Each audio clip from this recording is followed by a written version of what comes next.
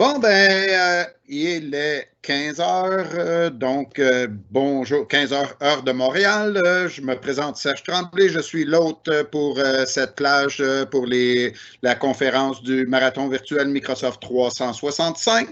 Notre prochain conférencier est Patrick Guimonet, qui va nous expliquer comment passer de Outlook à Teams et réinventer notre façon de travailler. Alors, Patrick, c'est à toi pour 50 minutes. Go! Merci beaucoup Serge. Effectivement, donc on va aller tout de suite à l'essentiel. Les calendriers doivent noter l'ancienne conférence. Ah, j'ai le son d'une autre session.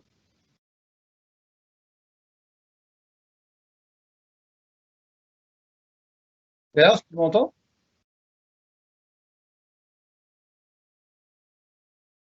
Serge? Oui, je t'entends. Oui. Tu m'entends? Mais j'entends une autre session en même temps, en fait. Moi, je ne l'entends pas. Ok. Bon. Je ne sais pas d'où ça sort ce son, mais... ok, donc mon nom c'est Patrick Guimonet. Je suis basé à Paris.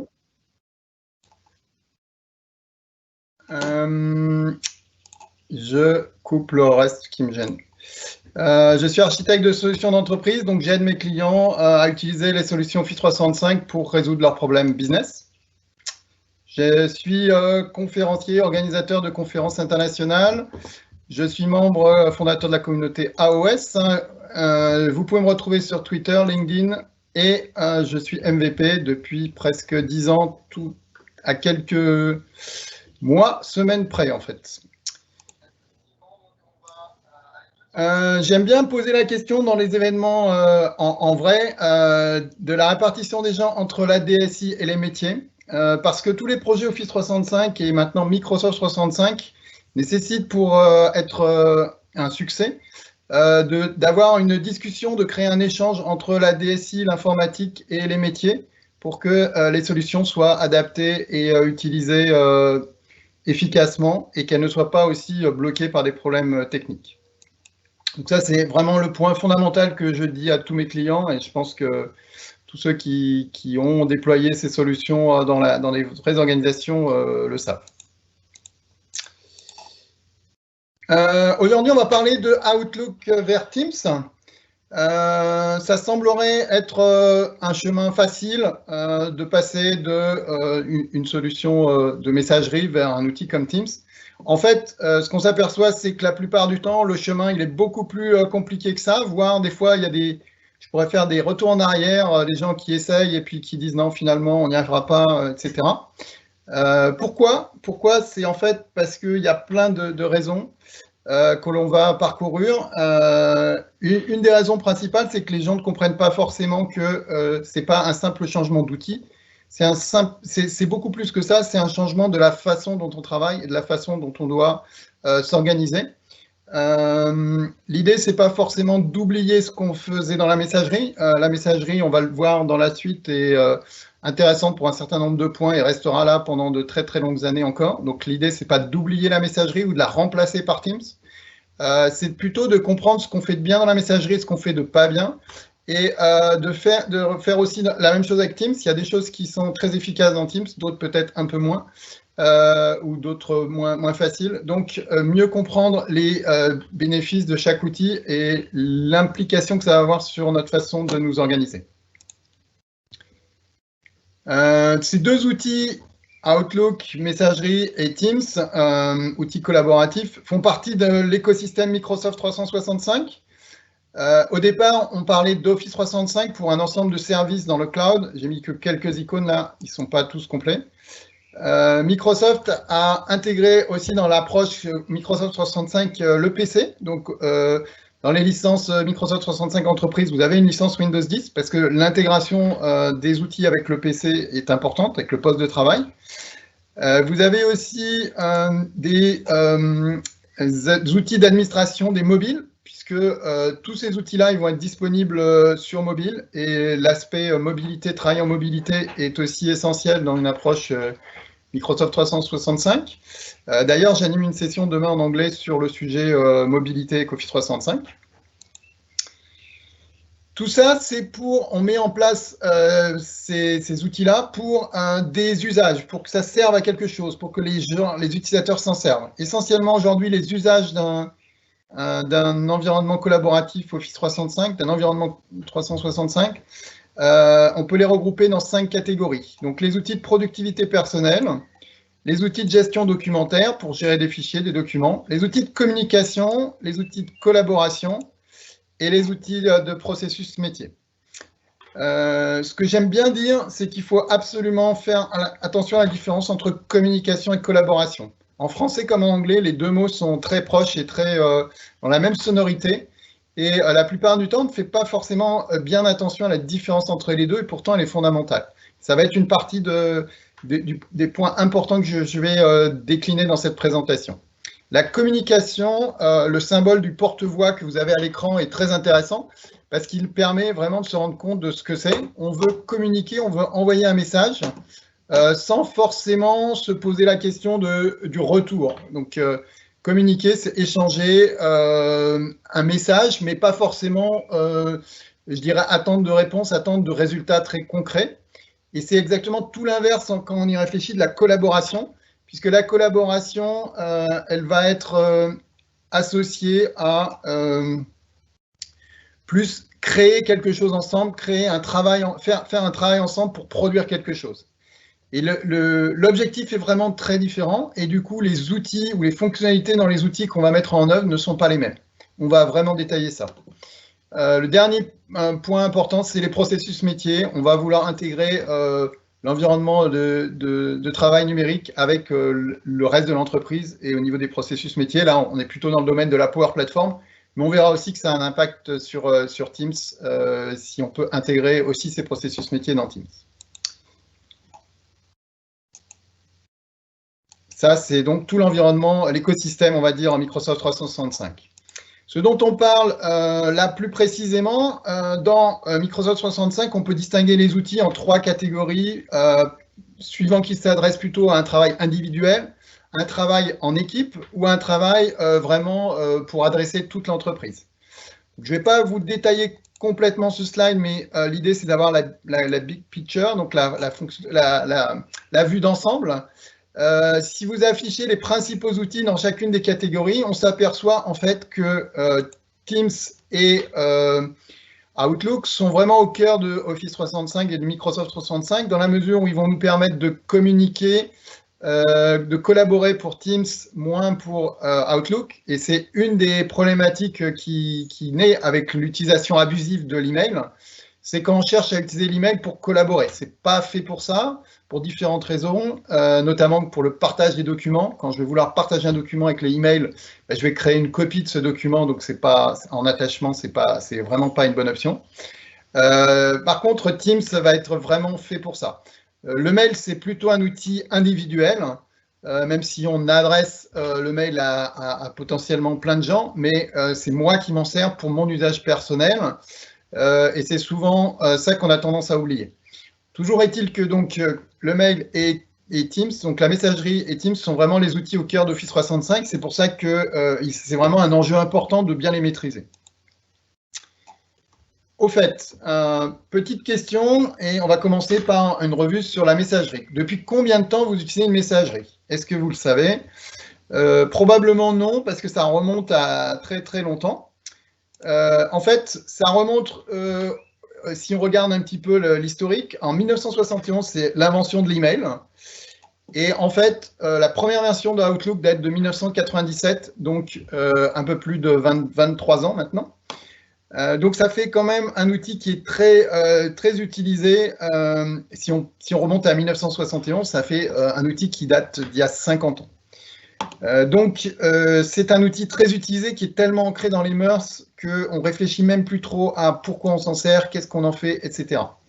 La question, c'est est-ce que vous maîtrisez bien vos emails?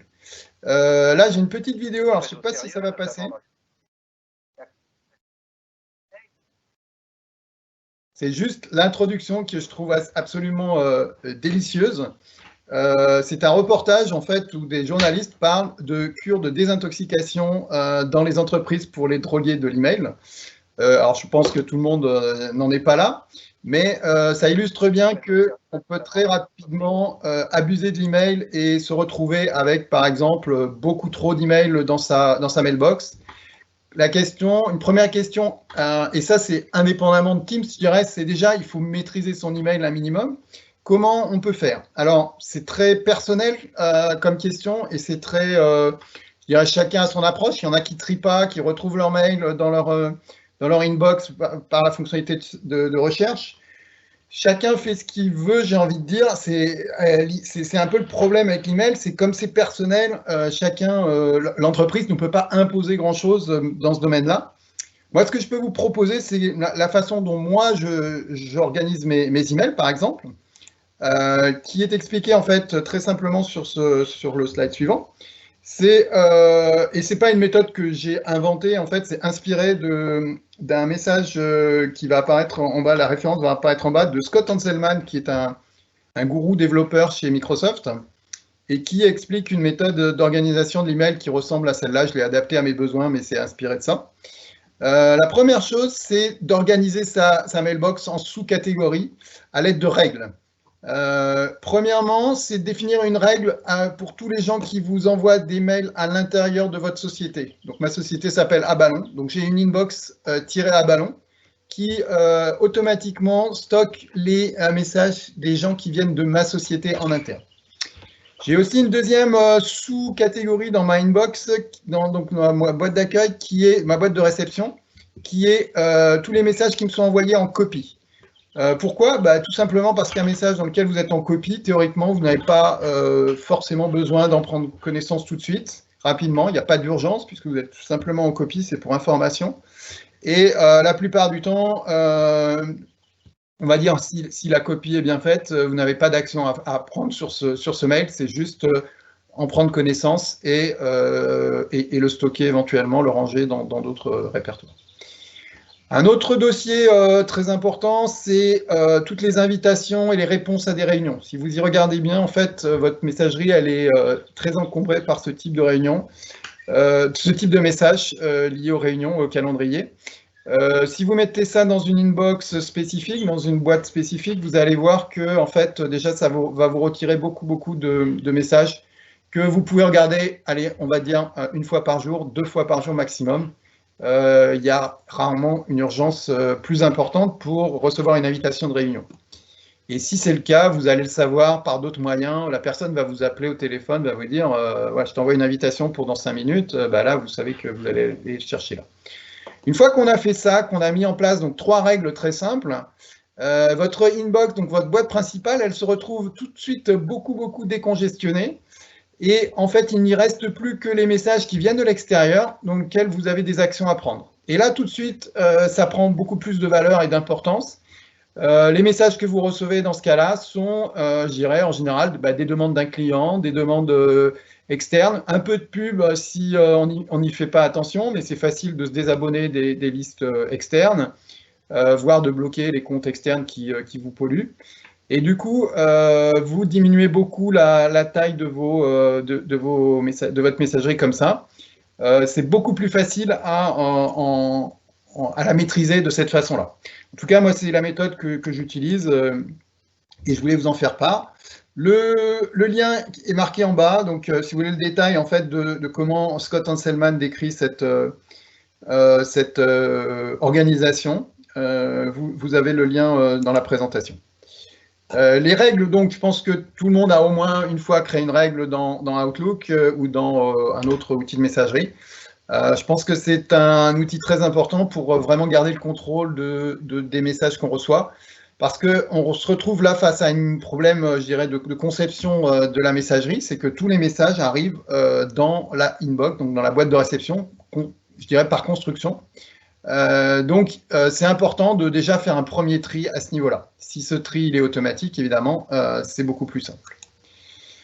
Une autre fonctionnalité très intéressante et importante des emails que je vous recommande, c'est les catégories de couleurs. Donc, vous pouvez classer des emails par catégorie, leur attribuer une catégorie.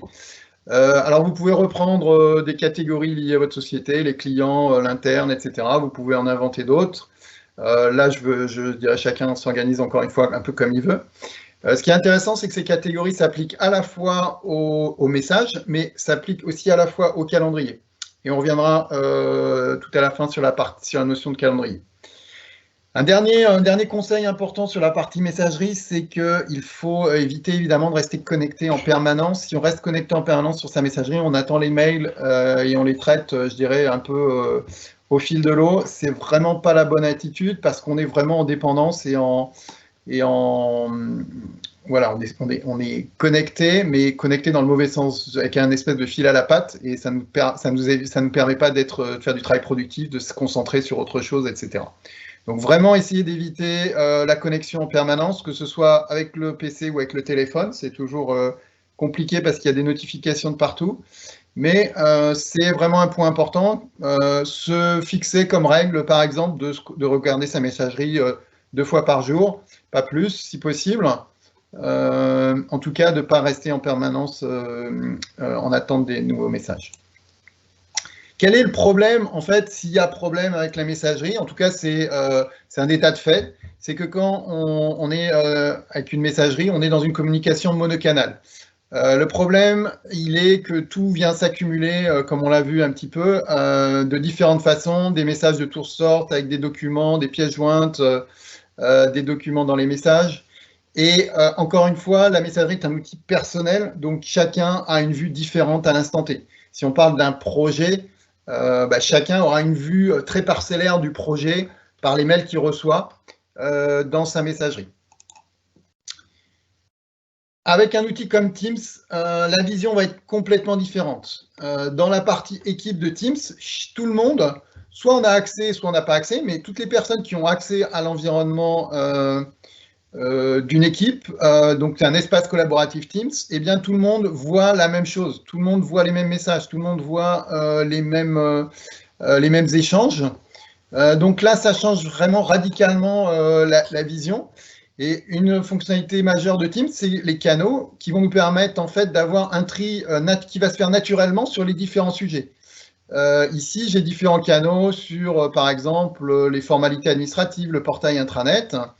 Eh bien, à un instant donné, je peux aller soit dans le canal portail intranet parce que je cherche de l'info sur ce point précis, ou je veux publier un message, mais c'est l'émetteur du message qui va aller le mettre dans ce canal-là, plutôt que moi, en tant que récepteur, recevoir un message si ça ne me concerne pas. Rien ne m'oblige à aller voir ce qu'il y a dans ce portail intranet.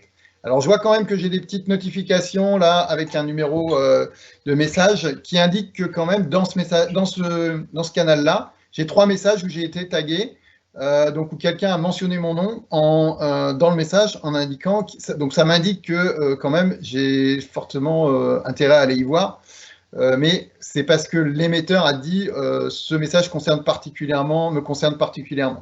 Dans les autres canaux, je n'ai pas de message qui me concerne spécifiquement. Je peux y aller si j'ai envie d'avoir de l'information. Là, tutoriel, par exemple, je suis sur tutoriel, mais je n'ai aucun message urgent qui m'attend.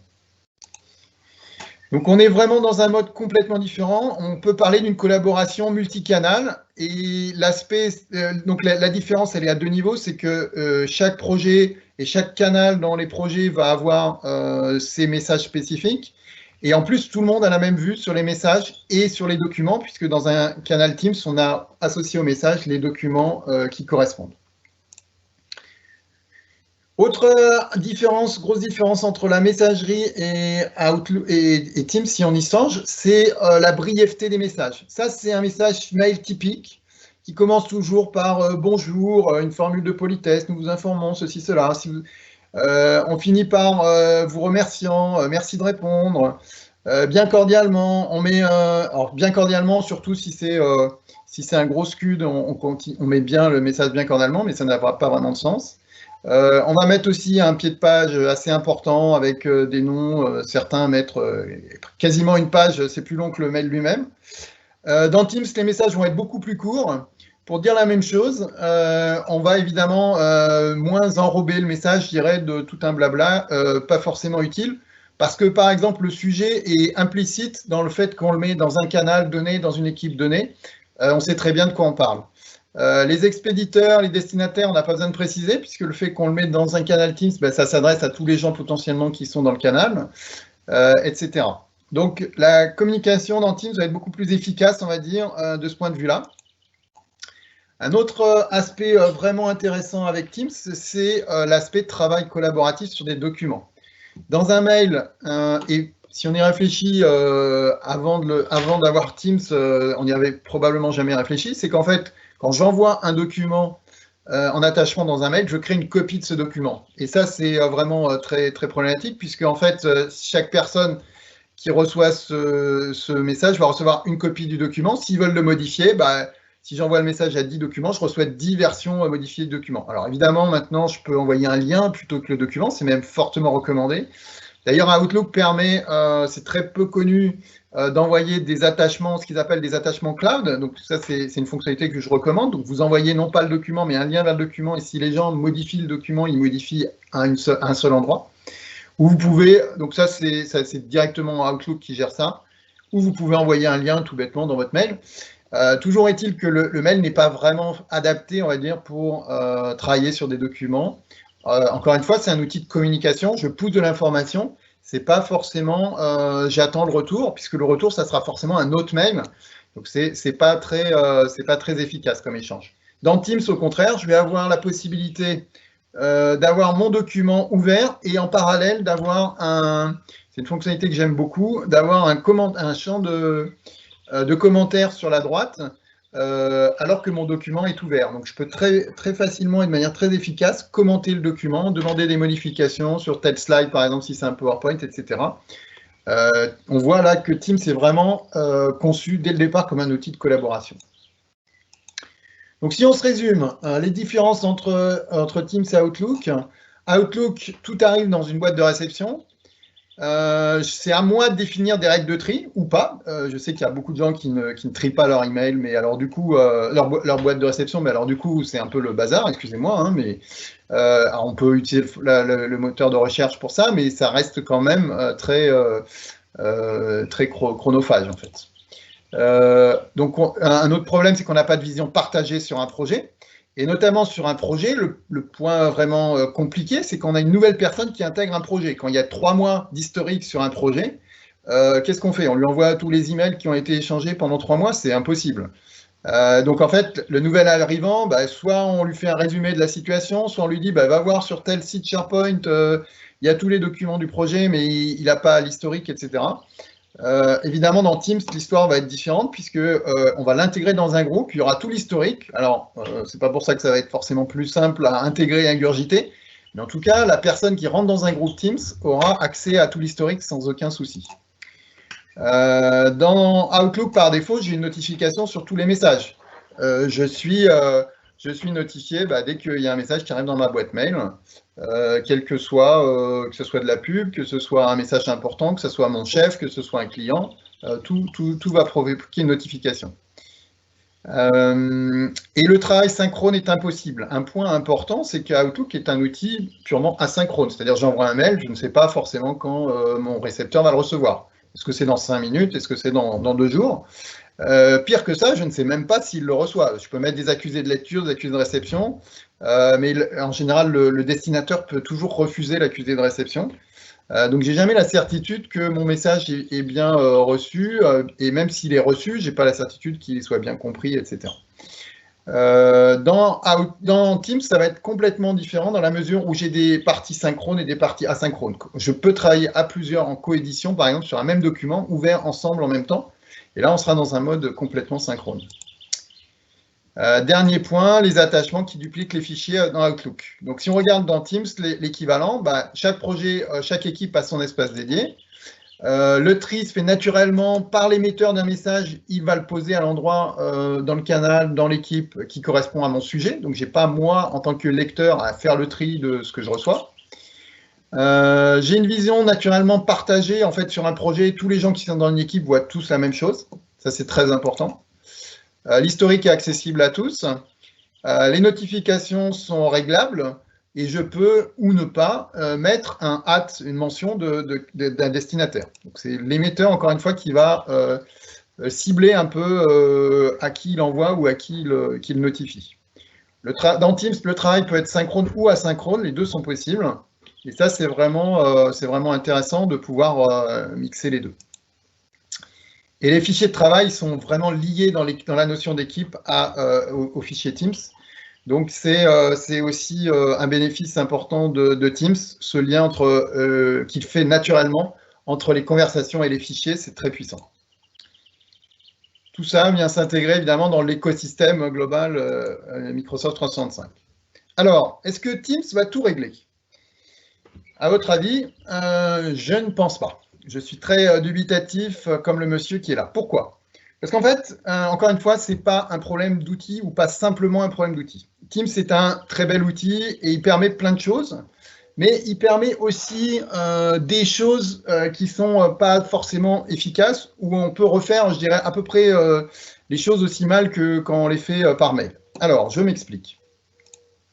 Qu'est-ce que c'est Teams? C'est la version un peu marketing Microsoft.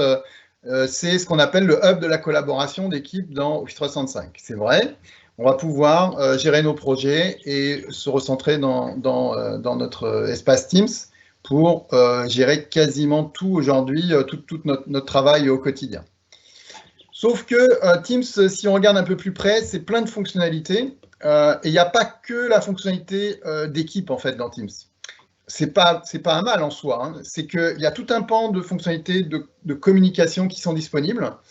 Si on y regarde rapidement, on a la partie conversation qui sont exactement, on parle de messagerie instantanée. Donc, on va pouvoir faire des chats, je dirais, ad hoc avec différentes personnes, en one-to-one ou avec des groupes de personnes.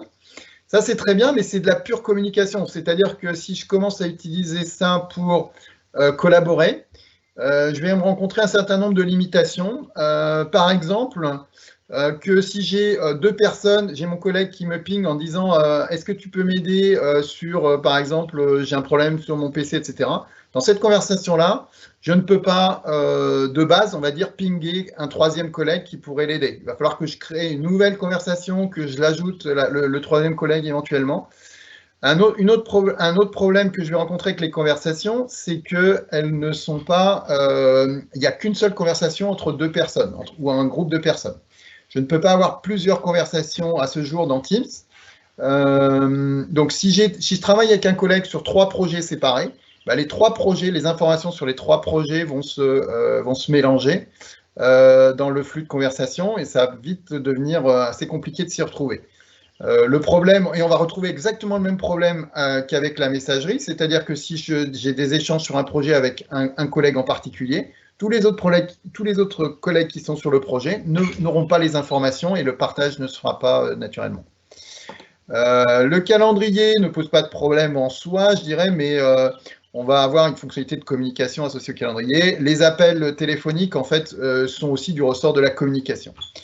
La partie droite de ce schéma, c'est, vous l'avez compris, la partie collaboration qu'il va falloir privilégier en fait dans Teams, ou en tout cas expliquer à vos utilisateurs que c'est les bonnes pratiques de les utiliser pour tout ce qui est travail collaboratif, que ce soit l'équipe ou le partage de fichiers. Pour résumer les possibilités de communication dans Teams, en fait, il y a trois niveaux de communication en fait sont possibles dans Teams. Il y a premièrement la conversation, donc le chat, qui est limité, alors limité entre guillemets, mais qui a une limite de 100 personnes dans un chat, qui est en train d'être porté, il y a eu une annonce récente, à 250 personnes maximum. Donc on peut déjà mettre pas mal de monde dans un chat avec 250 personnes. On a possibilité d'escalader cette conversation en audio ou en vidéo, mais maximum à 20 personnes. Ensuite, il y a la réunion, donc la réunion qu'on va créer dans le calendrier justement, qui va nous permettre d'avoir un petit chat aussi d'échange donc en format texte et une conversation, une réunion typiquement elle peut être soit en audio pur, soit vidéo plutôt, et on a un maximum de 250 personnes dans une réunion. Et enfin, l'événement en direct, donc le live event dans lequel on est actuellement, qui a juste un mode chat très réduit, puisque c'est juste plutôt des questions que les participants peuvent poser aux présentateurs. Et par contre, là, on a une limite beaucoup plus large de diffusion, puisqu'on peut aller jusqu'à 10 000 participants aujourd'hui, et ça va sûrement être étendu prochainement. Donc les deux limites qu'il faut retenir à la communication dans Teams ou dans d'autres, mais dans d'autres outils, c'est que la communication, voilà, on envoie de l'info, on partage de l'info, on discute, c'est bien, mais ça ne fait pas forcément avancer concrètement la réalisation d'un document ou le partage d'un travail en commun, des tâches qu'on peut avoir en commun sur un projet.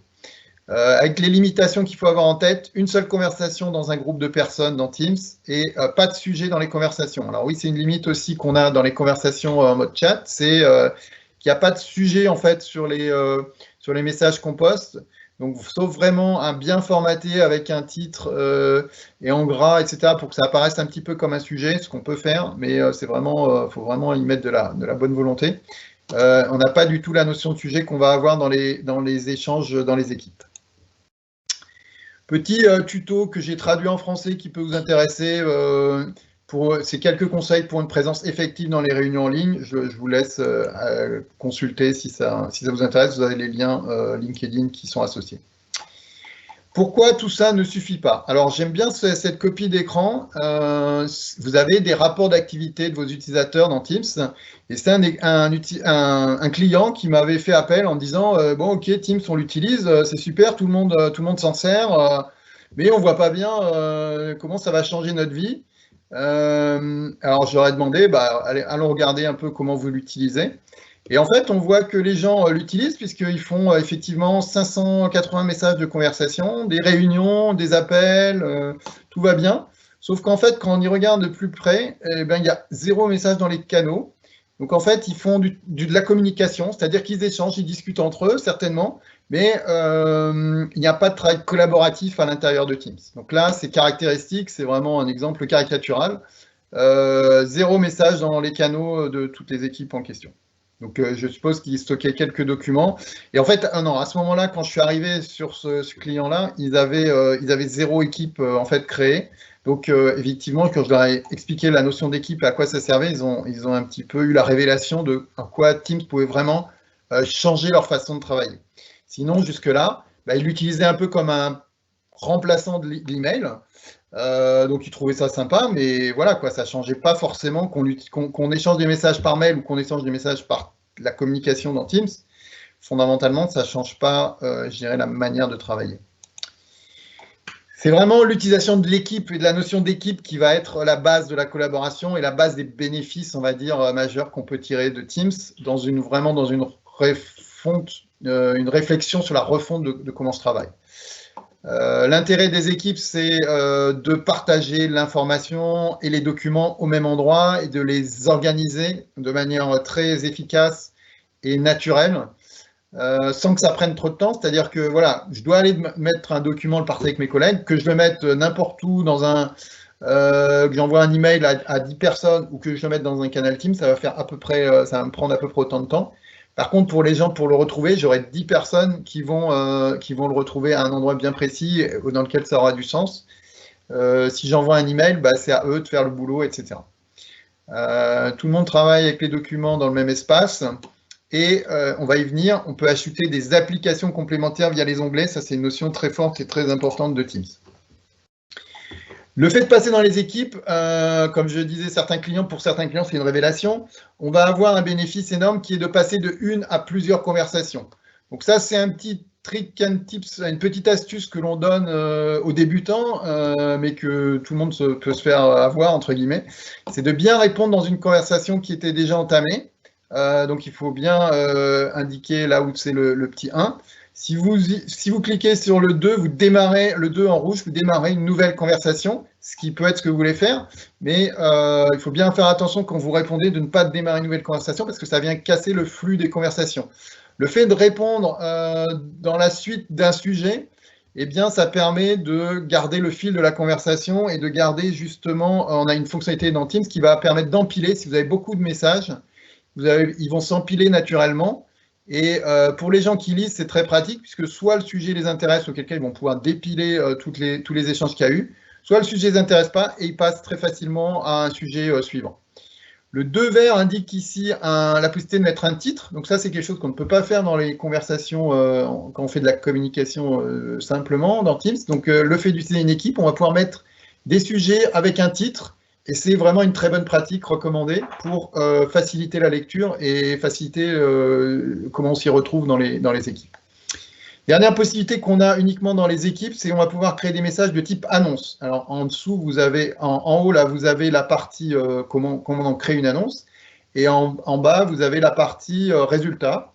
Une annonce, ça va permettre d'avoir un beau bandeau, soit coloré, couleur unie, soit avec une photo, qui va donner de l'ampleur à votre message et qui va permettre de le mettre visuellement en évidence.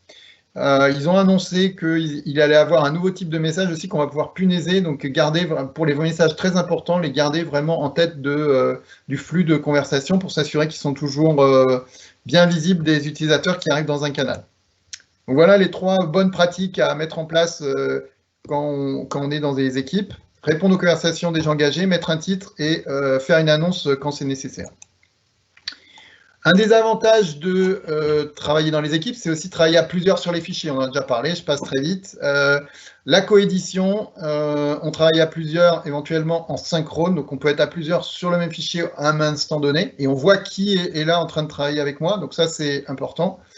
Le contenu est mis en évidence, je dirais, au centre de l'écran et les commentaires plutôt sur la droite. Mais ils viennent vraiment s'accrocher au document et ils sont liés au document.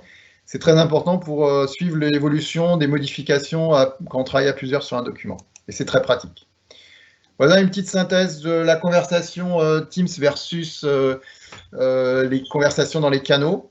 Je crois qu'on a à peu près tout dit. Un point aussi essentiel, c'est que quand je partage un fichier dans une conversation Teams, ce fichier va se trouver stocké dans mon OneDrive. C'est-à-dire que le jour potentiellement où je quitte l'entreprise, l'équipe projet va perdre accès à ce document par exemple. Évidemment, s'il est dans un canal, ça reste dans un SharePoint qui sera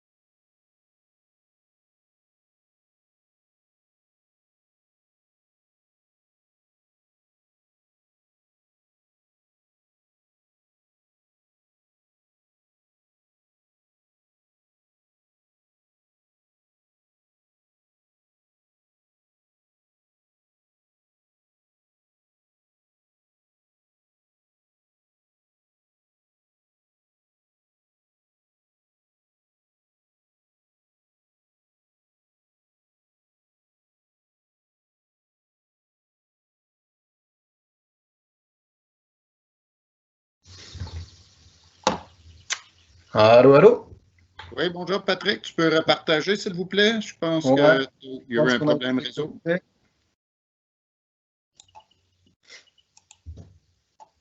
C'est à peu près à quel moment que ça a été coupé, tu sais me dire? Non. Bon, je vais reprendre aux onglets, en fait. Je pense que c'était par là. En fait, une des fonctionnalités majeures dans Teams, ça va être la possibilité d'intégrer des onglets pour personnaliser mon espace Teams. Avec quelques exemples. Un site web de référence, je vais l'intégrer comme un onglet dans mon Teams. Un planeur, dans toutes les équipes projet, il y a besoin de se partager des tâches. Je vais pouvoir créer un espace planeur pour partager les tâches de l'équipe. Je le mets comme un onglet dans Teams. Un tableau de bord Power BI, je vais le partager comme un onglet dans Teams et je vais pouvoir discuter avec l'équipe sur les derniers résultats associés à ce tableau de bord. Un cas d'usage très puissant que j'aime beaucoup, c'est un tableau de bord, une équipe associée à un processus. Donc, chaque onglet, en fait, peut représenter une étape d'un processus. Ici, là, j'ai 1, 2, 3, 4, 5, 6, j'ai 6 étapes dans mon processus qui vont être matérialisées chacune par un onglet dans mon Teams. Ce qui est intéressant, c'est que ça va permettre de mettre à un seul endroit toutes les étapes de mon processus, même si, par exemple, la première étape va taper sur un formulaire SharePoint, la deuxième sur un site Forms, la troisième un Power BI, la quatrième un Power Apps. Par exemple, là, dans le fond d'écran, on a un Power Apps qui est partagé dans un Teams. Donc, plutôt que d'envoyer des liens vers un Power Apps que les gens vont oublier, vont paumer, ils vont plutôt pouvoir accéder. On leur dit le processus, vous allez dans tel espace Teams et vous aurez tous les éléments liés au process. L'avantage, c'est que si les gens se posent des questions, ils peuvent poser des questions dans l'onglet publication. Vous pouvez aussi, et Adrien en a parlé dans sa session précédente, tout intégrer dans Teams, et c'est là où ça devient puissant, c'est qu'on va pouvoir remplacer vraiment la gestion du processus de l'email vers des messages dans Teams. Par exemple, les alertes vont pouvoir être générées. Là, j'ai un exemple, le numéro 3 en vert. C'est un exemple d'alerte Power BI qui a été généré, poussé dans un Teams pour aller les consulter. Et bien sûr, le 4, c'est les approbations, donc tout ce qui est adaptative card qui peut être poussé dans un canal Teams de manière vraiment efficace et ça permet de désengorger les mails. Donc là, on a les étapes du processus, le Power Apps, le canal d'alerte, l'approbation, je l'ai décrit. Et enfin, ce n'est pas le moindre des possibilités, on peut intégrer complètement d'autres pans de l'entreprise directement dans Teams via la bande d'onglets à gauche, la bande d'action à gauche. Ici, par exemple, j'ai un exemple où j'ai intégré l'intranet de ma société, par exemple, directement dans Teams. Donc, les gens n'ont plus besoin de se poser la question d'ouvrir un navigateur, où se trouve l'intranet, quelle est l'URL, etc. Ils ont une icône dans leur Teams qui leur permet d'y aller directement, de rechercher les informations qu'ils peuvent trouver sur l'intranet. On peut intégrer dans la même logique Stream, donc le portail vidéo d'entreprise directement dans Teams. On peut intégrer les communautés Yammer, on peut intégrer plein de choses, Planner, etc. Des applications métiers importantes sont facilement intégrables dans la bande de visibilité de Teams. Alors, est-ce qu'il faut choisir entre Teams et Outlook? Eh bien, c'est la fin de ma présentation et je vais vous dire non. Il faut garder les deux, mais chacun dans des usages bien spécifiques.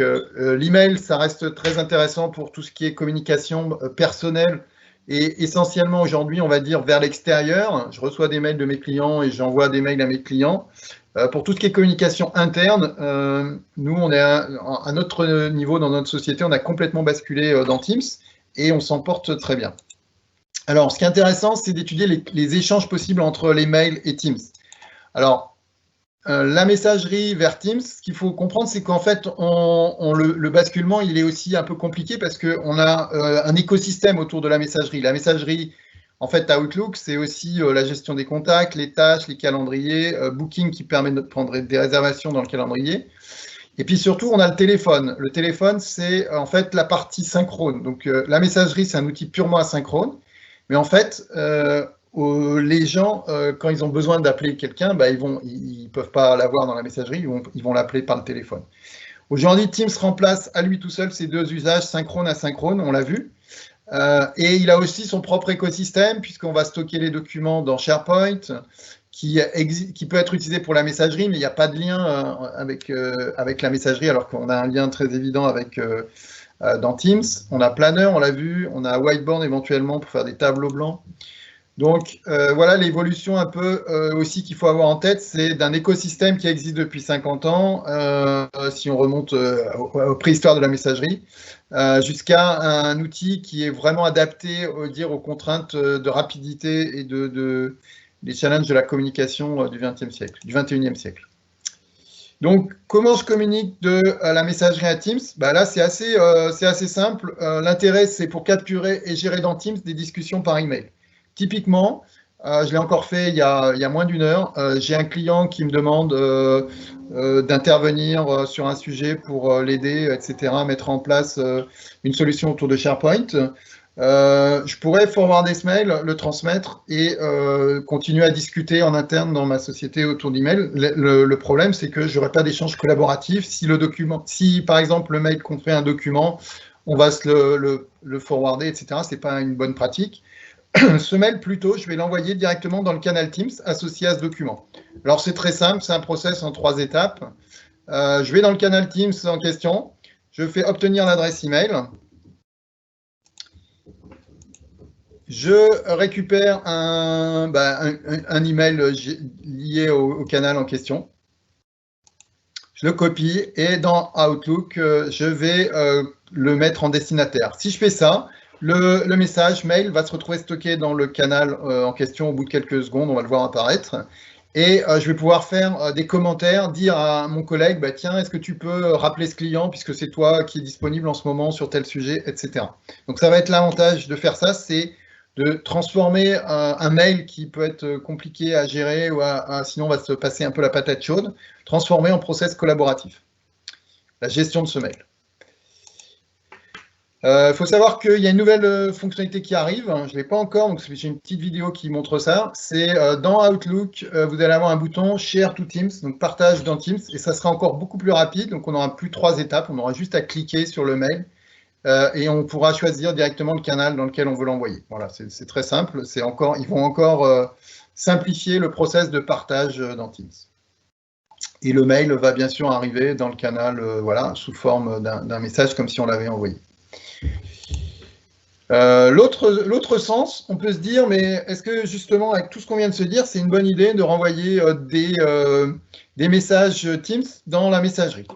A priori, non, parce que j'ai envie de dire, si on est dans un espace collaboratif, on échange, c'est peu probable qu'on ait envie de revenir à l'email, c'est moins pratique, les communications vont se perdre, l'historique va se perdre, etc.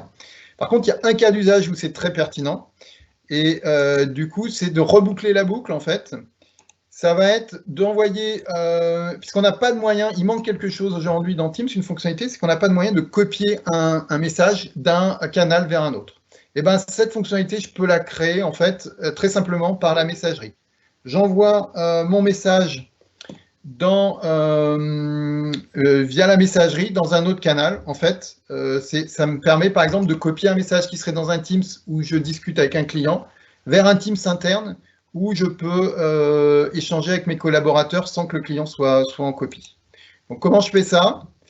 Eh bien, dans tous les messages Teams, aujourd'hui, j'ai une option partager dans Outlook. Donc, quand je clique dessus, ça ouvre une fenêtre comme ça à Outlook. Et dans le champ destination, il suffit que je précise un canal Teams. Et du coup, j'envoie mon message d'un Teams vers un autre Teams. Ça peut être de 2 tenantes différentes. Donc, ça peut être très intéressant de partager des messages Teams de cette façon-là. Voilà, donc c'est ça qui est intéressant dans ces différents messages. Dernier point d'intégration sur lequel je veux finir, parce que c'est à mon avis l'intégration la plus réussie entre Outlook et Teams, c'est bien sûr le calendrier. En fait, vous l'avez remarqué, quand vous créez un calendrier, une réunion dans Teams, dans le calendrier Teams, elle apparaît automatiquement dans votre calendrier Outlook et réciproquement. Donc là, je dirais que l'intégration et la synchronisation, elle est quasi parfaite entre les deux. Il y a quelques fonctionnalités qu'on a d'un côté et pas de l'autre. Par exemple, le fait d'associer une réunion à un canal dans Teams, mais on ne peut pas le faire ça dans Outlook. Mais c'est quasiment, je dirais, un sans faute en termes d'intégration. Voilà. Donc, on arrive à la conclusion. C'est un petit schéma sur voilà, ce qui résume un peu nos échanges. Comment aujourd'hui on peut organiser son activité. On a les mails. On a la partie Teams conversation qui va être plus ou moins importante suivant les habitudes. Je dirais que les jeunes utilisent beaucoup la partie conversation. Peut-être que des anciens auront plus tendance à appeler encore au téléphone ou envoyer des mails. De ce que je vois en tout cas chez nous. Les équipes, évidemment, la part des équipes doit être vraiment privilégiée pour toutes les bonnes raisons qu'on a vues jusqu'à présent. Et ne pas oublier dans les grandes organisations la partie communauté Yammer pour échanger des idées, etc. Mais on peut, dans les petites organisations, créer des teams, ce que j'ai appelé des teams de groupes d'intérêt, comme on l'a vu tout à l'heure. Tout ça va bien sûr s'appuyer sur les différents outils Office 365. Un bon résumé de la situation, c'est un superbe dessin que j'ai retrouvé sur LinkedIn par Mathieu Bure, qui dit en fait que on a en fait très peu, la plupart des gens, on fait beaucoup de meetings virtuels dans Teams, mais très peu ou pas assez n'ont exploré toutes les fonctionnalités qu'on peut retrouver dans Teams. Et dernier slide pour résumer le fond de ma pensée, qui est aussi intéressant, c'est que la transformation réelle de votre façon de travailler avec Teams n'interviendra pas si vous faites des réunions, pas vraiment si vous faites des réunions en ligne pendant le Covid, on a vu beaucoup ça. C'est uniquement en mettant en place le lien avec les applications et surtout avec la collaboration que ça va vraiment transformer, que vous aurez un meilleur ROI, un meilleur retour sur investissement que vous faites dans Teams. Voilà, dernier slide sur des liens, le support office.com, donc c'est le site d'aide et d'apprentissage qui est très très bien fait, il y a plein de choses et puis plein de ressources disponibles. Et un souhait que je partage aussi qui contient plein de ressources, des vidéos, des fichiers d'apprentissage autour de Teams. Voilà, donc Serge, écoute, merci.